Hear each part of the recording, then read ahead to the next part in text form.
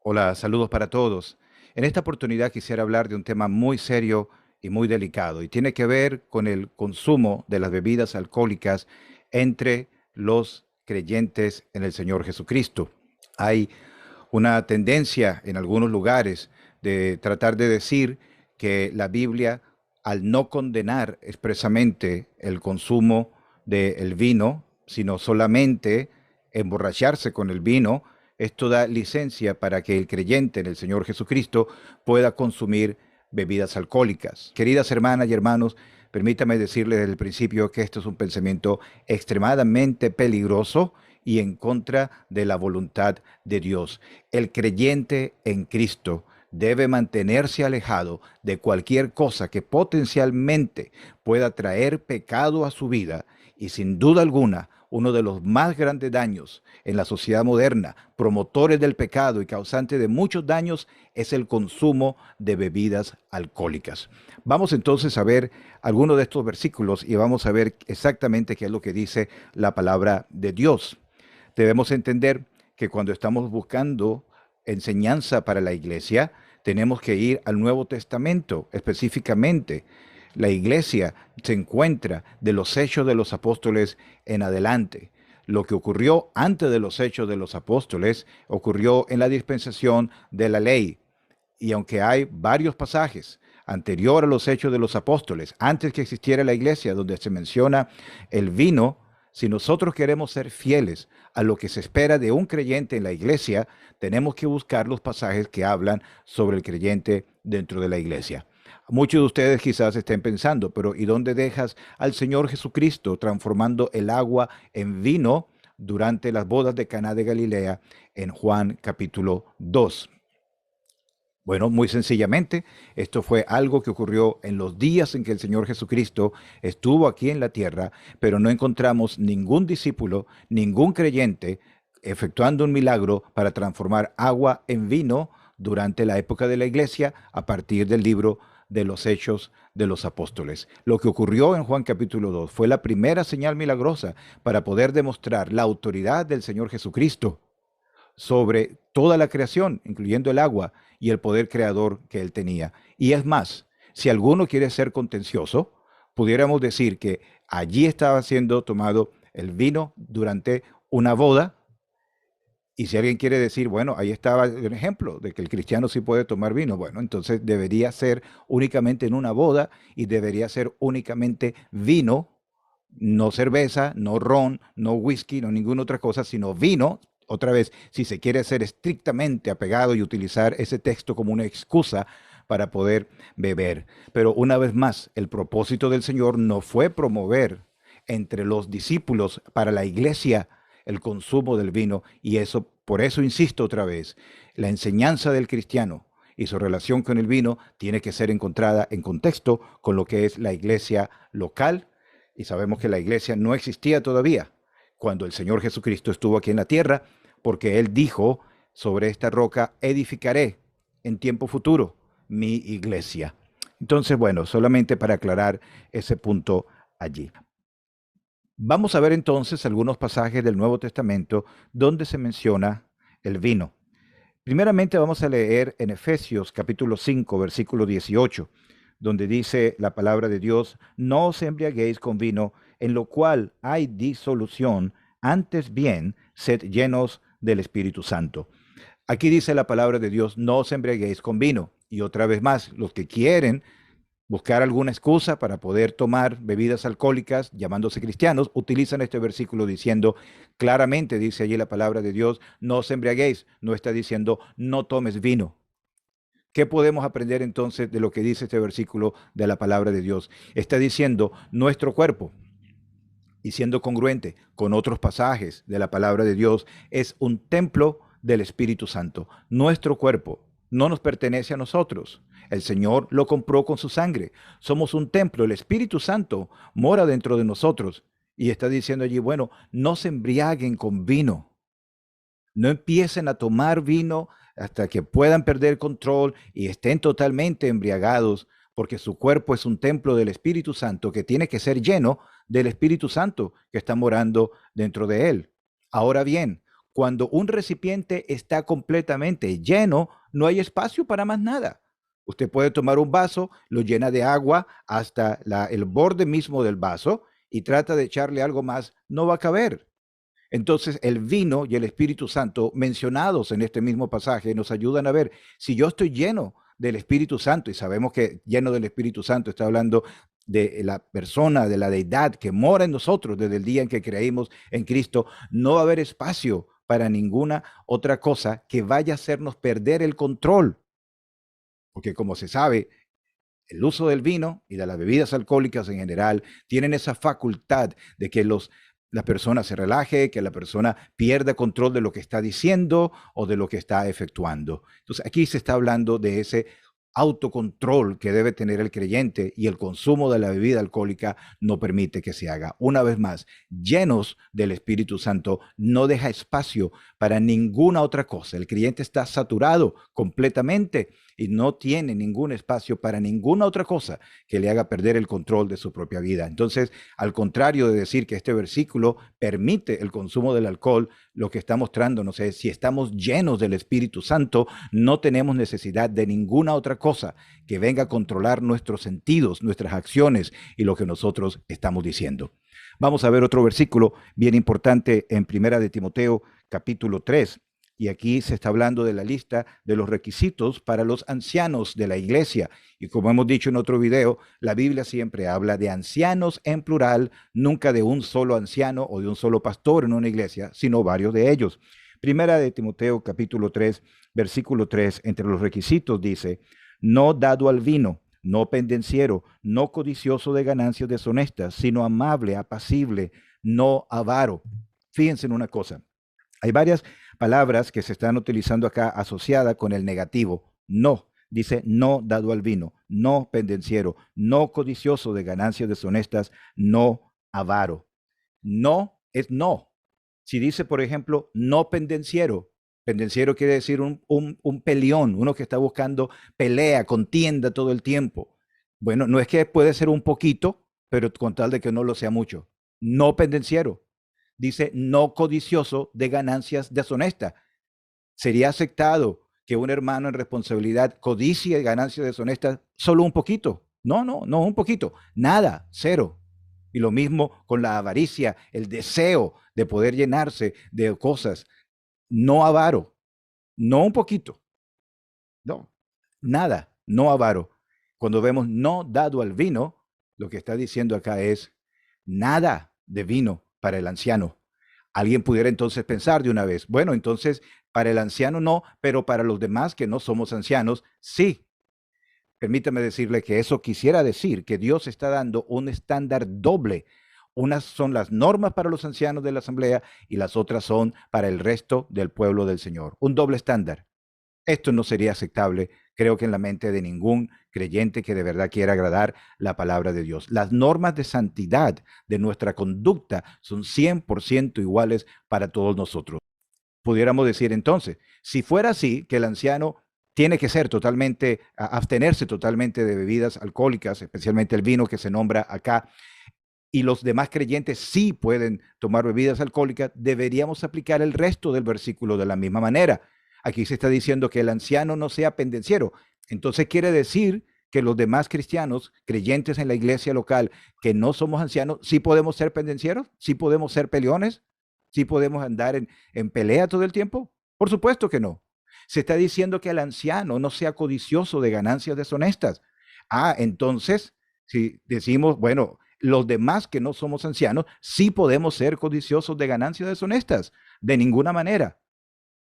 Podemos decir otra vez la frase: si alguno quiere ser contencioso, sepa que no tenemos tal costumbre, ni tampoco las iglesias de Dios. Al contrario, el estándar que se presenta en estos versículos para los ancianos habla del estándar que Dios espera de todo creyente. Y se está enfatizando, si algún hermano está tomando esta responsabilidad para ser el guía espiritual o parte del grupo de hermanos que conforman el gobierno de la iglesia local, estos hermanos, sin ninguna duda, deberían cumplir 100% todas estas capacidades, pero al mismo tiempo no está diciendo que es una excusa para los demás no ancianos que sí la puedan tener. Podemos ver que más adelante, cuando se está hablando de los diáconos, se habla algo muy parecido. Dice el versículo 8, los diáconos asimismo. Esta palabra asimismo es bien importante porque está diciendo todo lo que se ha dicho en cuanto a los ancianos, asimismo, de la misma manera, aplica para el diácono.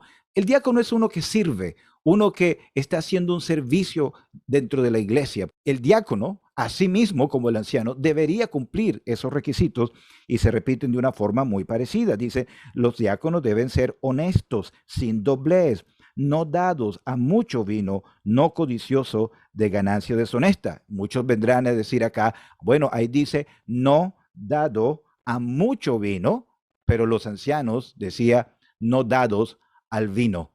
¿Cuál es la diferencia entonces acá? Otra vez, tenemos que ver que la palabra de Dios no se puede contradecir. Cuando dice no dado al vino y después dice a sí mismo, está enforzando la idea.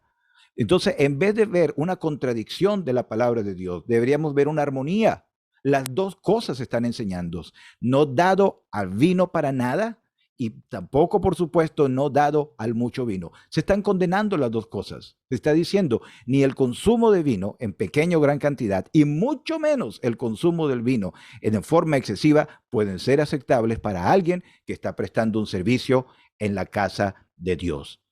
Todo creyente en Cristo debería ser un servidor en la iglesia, ser un diácono. Este diácono no es un título oficial reconocido con un papel, un certificado, diácono fulano de tal. Está hablando de uno que sirve dentro de la iglesia y esa debería ser la aspiración de todos nosotros. Entonces los diáconos, asimismo, no dados ni a poquito ni a mucho vino, para complementar las dos ideas que tiene aquí la palabra de Dios.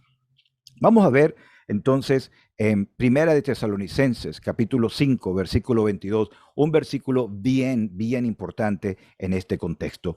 Primera de Tesalonicenses, capítulo 5, el apóstol Pablo está dando una serie de amonestaciones, ordenanzas al final del capítulo, que al tomar nosotros toda esta serie de amonestaciones que está dando el apóstol Pablo, podemos ver cuál era la intención del Espíritu Santo, que el creyente en Cristo pudiera mantener una vida santa, alejada del pecado completamente. Muchos de ustedes sabrán que Primera de Tesalonicenses es la carta que habla más acerca de la venida del Señor Jesucristo por su pueblo, del rapto, más que muchas otras partes del Nuevo Testamento. Podemos ver entonces con toda claridad que el apóstol Pablo está hablando de la conducta del cristiano mientras está esperando el rapto de la iglesia.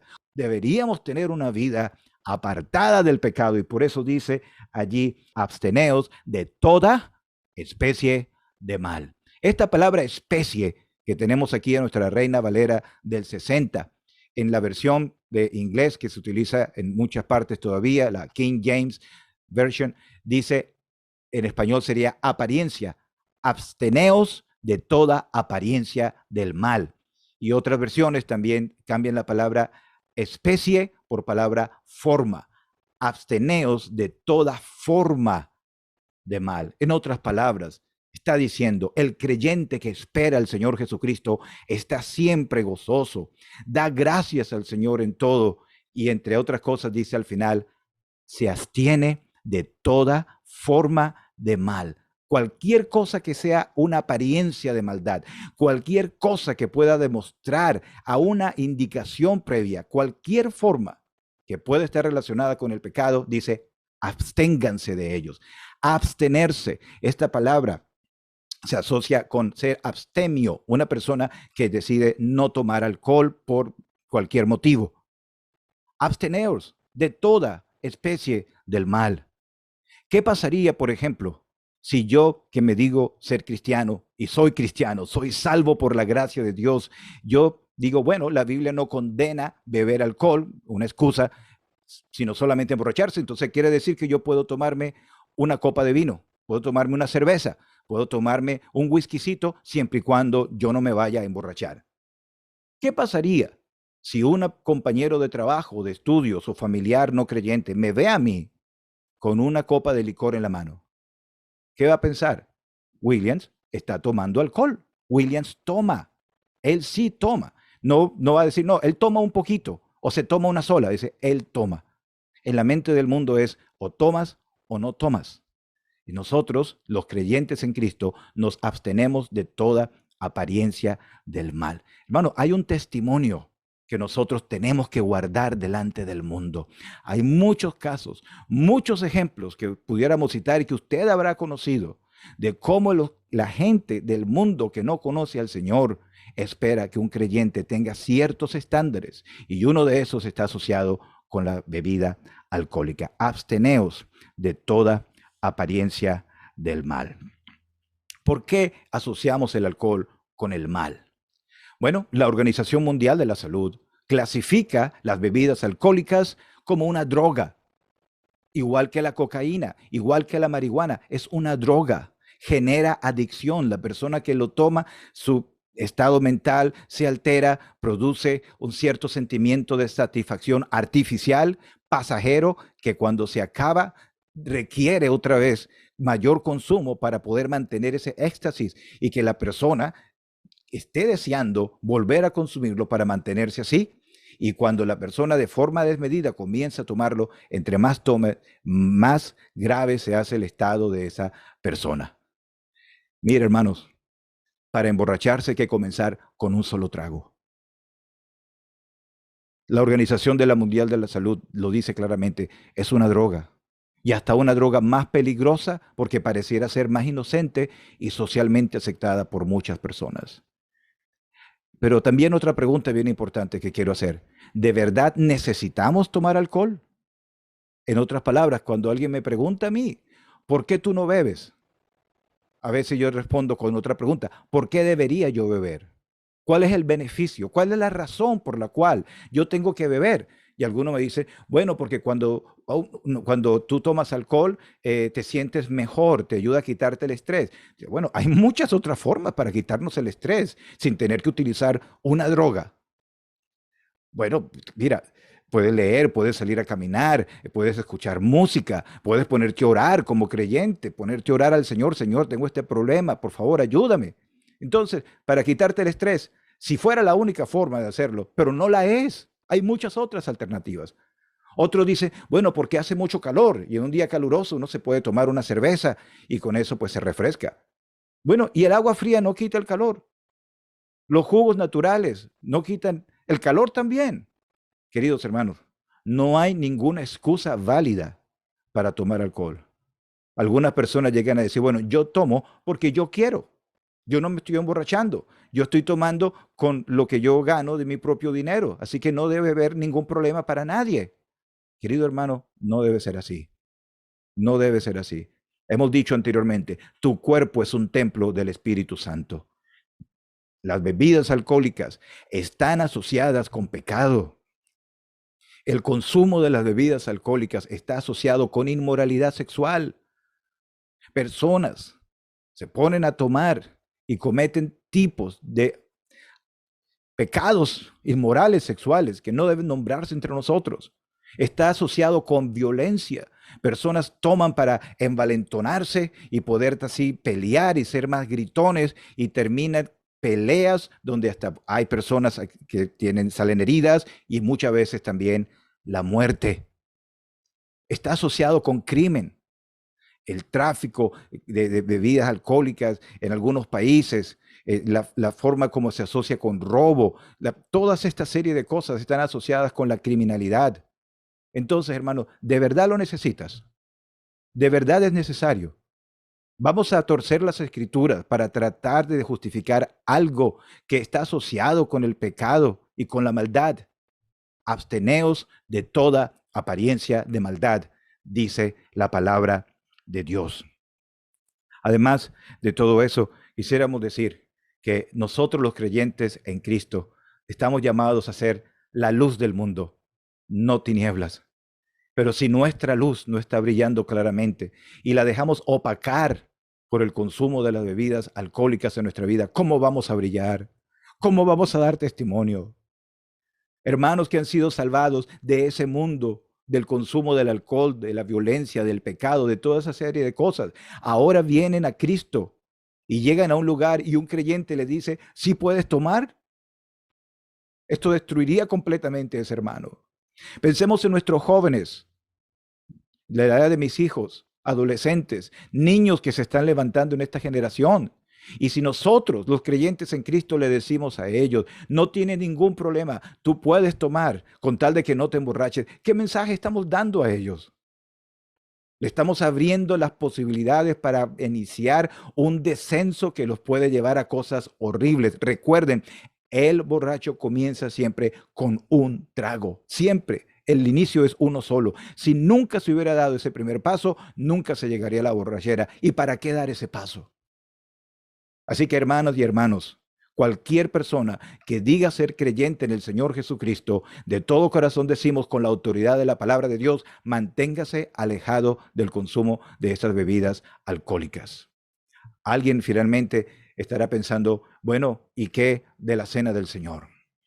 La cena del Señor es un evento instituido de forma divina, instituido por el mismo Señor, la noche antes de la crucifixión.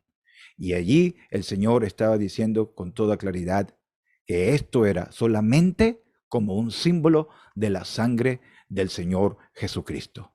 La copa está asociada también muchas veces en la palabra de Dios con juicio. La copa que he de beber, no la he de tomar, dijo el Señor. En el libro de Apocalipsis se habla de las copas también como parte de los juicios que van a caer sobre este mundo. Y él está diciendo, esta es mi sangre del nuevo pacto que por vosotros es derramada. Y así entonces recordamos en la cena del Señor, cuando pasamos de la copa y tomamos de ella, estamos recordando la sangre del Señor Jesucristo, que el juicio de Dios cayó sobre su Hijo, para que así al justo, al morir por los injustos y nosotros creer en Él, podamos ser justificados delante de Dios. Vemos allí entonces ese uso simbólico, único, especial, y lo hacemos en obediencia a su mandato. Lo que pasaba allí en Corinto cuando abusaban de la cena del Señor era algo vergonzoso. Habían tomado algo que era un simbolismo hermoso sobre la obra de Cristo para abusarlo y justificarlos y tomar y tomar y tomar para llegar entonces al extremo de la misma borrachera dentro de la iglesia local. ¡Qué vergüenza! No, hermanos, no pienses nunca en utilizar como excusa la cena del Señor, algo sagrado, algo simbólico, para justificar el uso de las bebidas alcohólicas. Y otra vez decimos, si alguno quiere ser contencioso, nosotros no tenemos tal costumbre, ni las iglesias de Dios. Gracias.